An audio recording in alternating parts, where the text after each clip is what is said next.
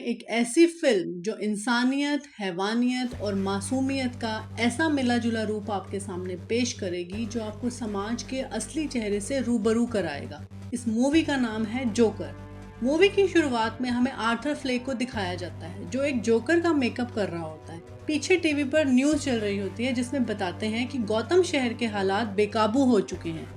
लोगों के पास जॉब्स नहीं है, पैसे नहीं है, क्राइम रेट हाई है, जनता सड़कों पर उतर चुकी है, अमीर बहुत ही अमीर है और गरीब आदमी की हालत बद से बदतर हो चुकी है।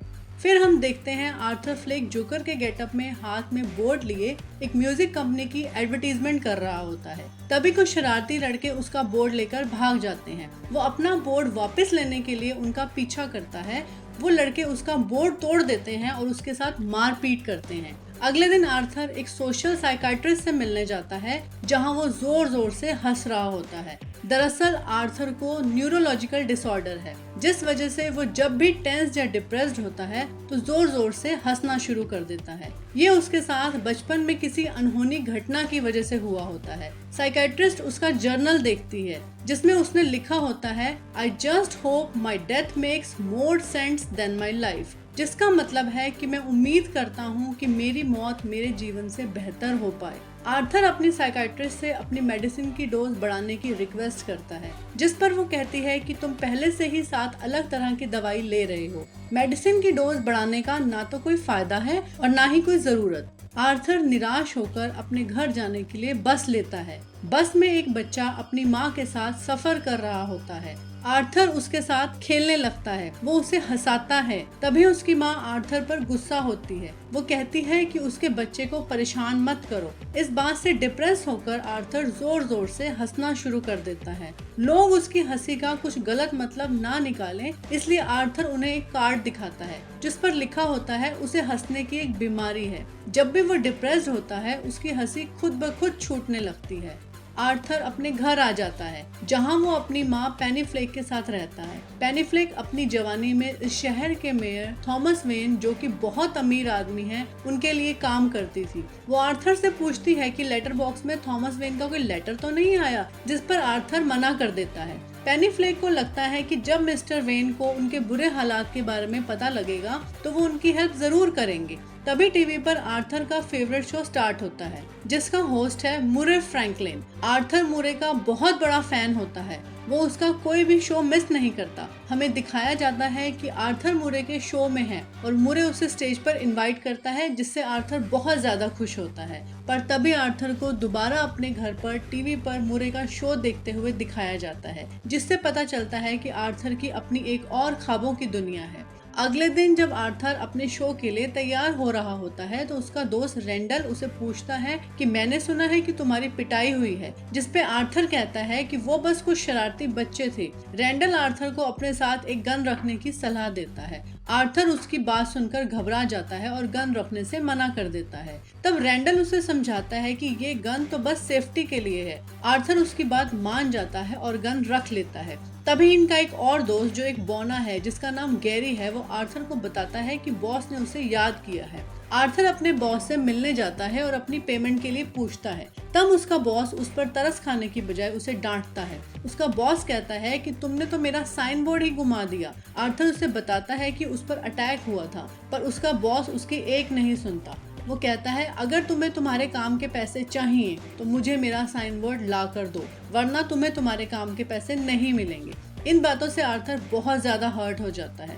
उसके अंदर कॉन्फिडेंस ही नहीं होता कि वो अपने बॉस की बात का जवाब दे और वो वहाँ से निकल जाता है।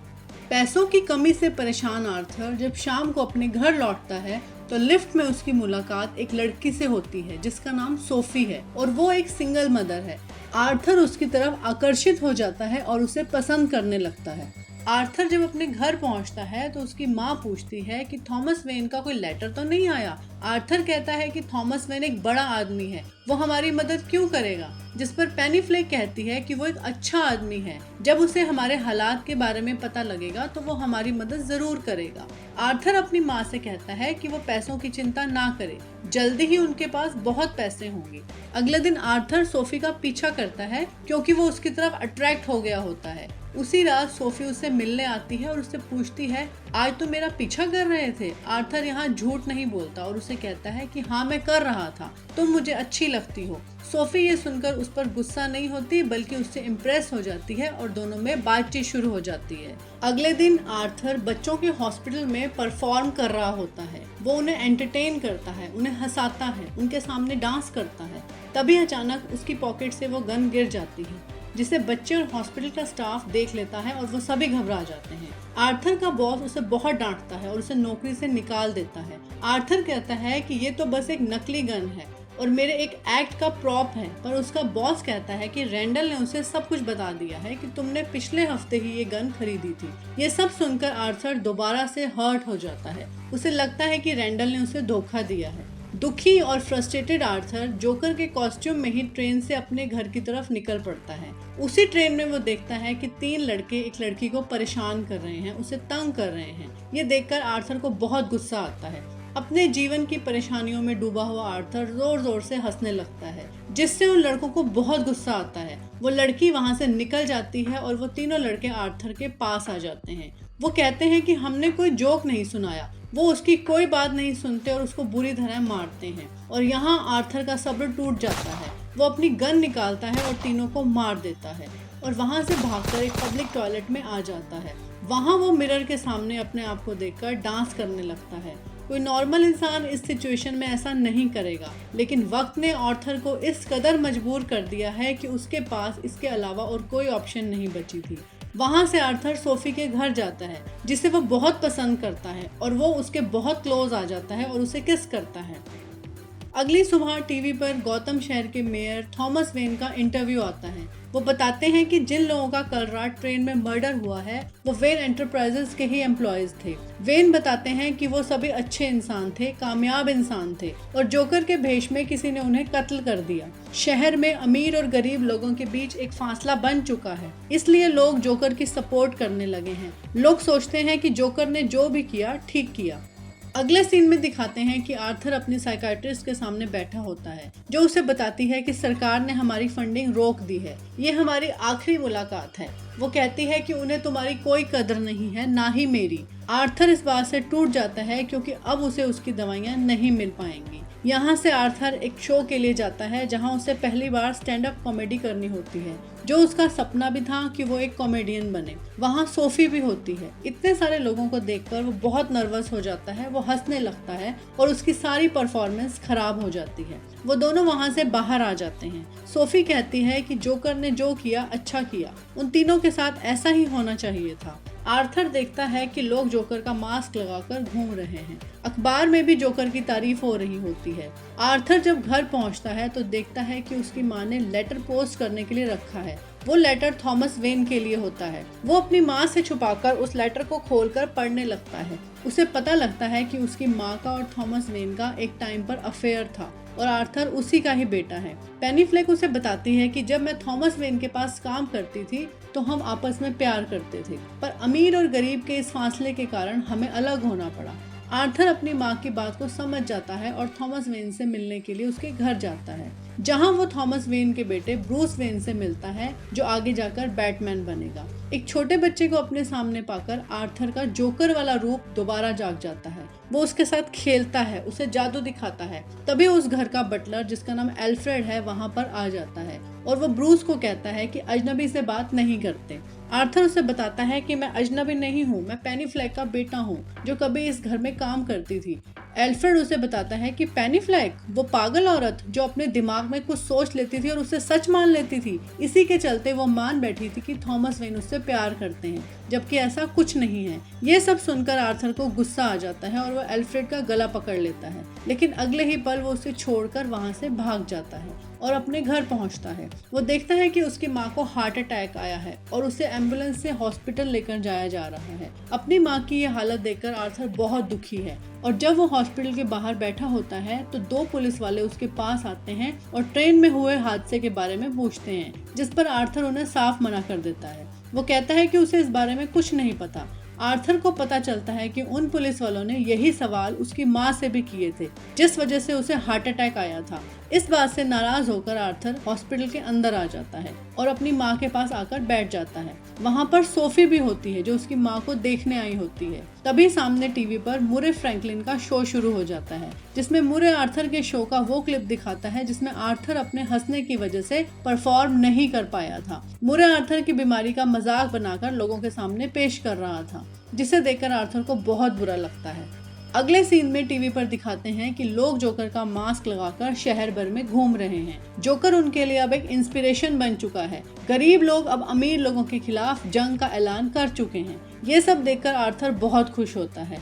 अगले सीन में शहर का एक थिएटर दिखाया जाता है जहां मूवी देखने शहर के कई बड़े लोग आते हैं। आर्थर भी वहां पहुंच जाता है। बाहर लोग इनका विरोध कर रहे हैं और अंदर आर्थर को थॉमस वेन से बात करने का मौका मिल जाता है। वो उन्हें बताता है कि मैं आपका और पेनी फ्लेक का बेटा हूँ।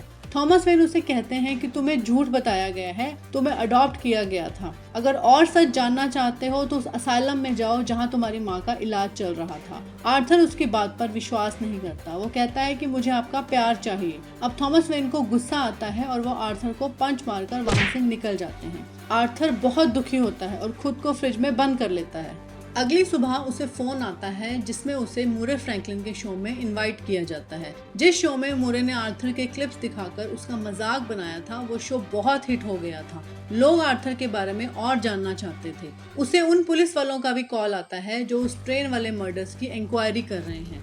वो आर्थर से मिलना चाहते हैं। उसके बाद दिखाया जाता है कि आर्थर पूरा सच जानने के लिए आर्कम असाइलम जाता है, जहां 30 साल पहले उसकी मां का इलाज हुआ था। वहां के डॉक्यूमेंट सेंटर का इंचार्ज उसे पेनी फ्लेक की फाइल देने से मना कर देता है। आर्थर उससे वो फाइल छीनकर भाग जाता है और उसे पता चलता है कि आर्थर को अडॉप्ट किया गया था। उसकी माँ की दिमागी हालत ठीक नहीं थी। पेनी फ्लेक का एक बॉयफ्रेंड था जो उन पर बहुत जुल्म करता था। एक बार पुलिस को उनके घर पर आर्थर बहुत बुरी कंडीशन में मिला था। उसके पूरे शरीर पर जख्मों के निशान थे और उसके सर पर भी काफी चोट लगी हुई थी। ये सब जानकर आर्थर बहुत हर्ट होता है। उसे उसकी माँ पर बहुत गुस्सा आता है, जिसकी वजह से आज उसकी ये हालत है। अपना दर्द बांटने वो सोफी के पास जाता है, जहाँ सोफी उसे कहती है कि तुम गलत घर में हो।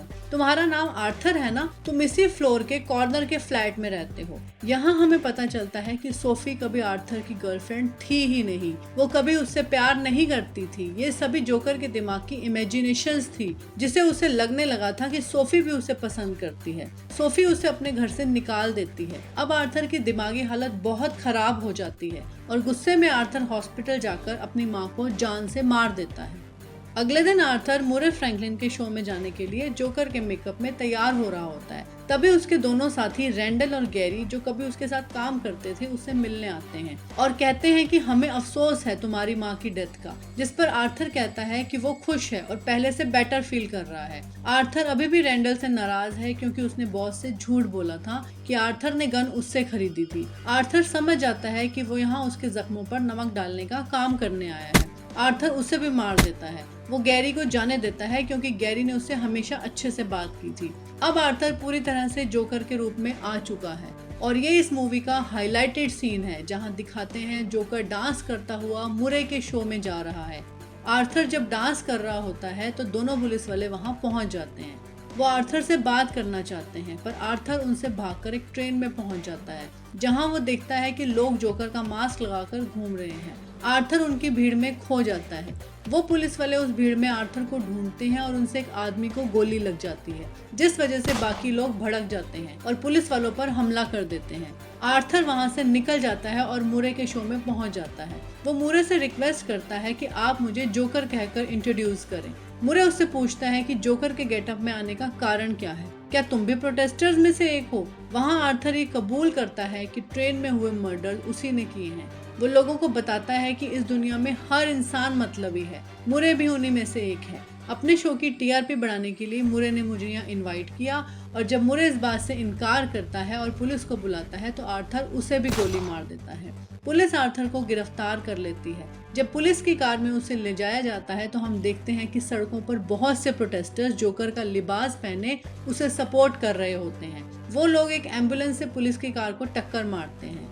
अब पूरे शहर में दंगे चल रहे हैं। हम देखते हैं कि थॉमस वेन इस माहौल में अपनी पत्नी और बेटे ब्रूस वेन के साथ भाग रहे होते हैं। वो अपने घर पहुंचना चाहते हैं। तभी जोकर का मास्क लगाए एक प्रोटेस्टर थॉमस वेन और उनकी पत्नी को गोली मार देता है और ब्रूस वेन अनाथ हो जाता है। दूसरी तरफ अब जोकर आजाद है। उसके चेहरे पर वो दर्द झलकता है जिसे अब ये लोग भी महसूस कर रहे होते हैं। उसके मुंह से एक्सीडेंट की वजह से खून निकलता है जिसको ये अपनी स्माइल बना लेता है और अपना जोकर वाला डांस करने लगता है।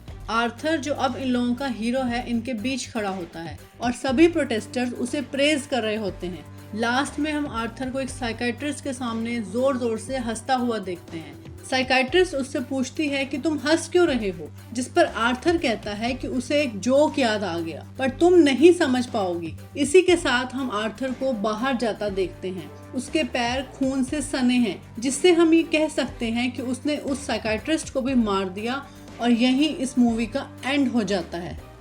आर्थर फ्लेक उर्फ जोकर का इतना बेहतरीन किरदार निभाने पर जोकिन फिनिक्स को 2019 के ऑस्कर में बेस्ट एक्टर का अवार्ड मिला था। रोंगटे खड़े कर देने वाली ये मूवी आपको कैसी लगी प्लीज कमेंट करके जरूर बताना। आपसे जल्द ही मुलाकात होगी एक और बेहतरीन मूवी की एक्सप्लेनेशन के साथ।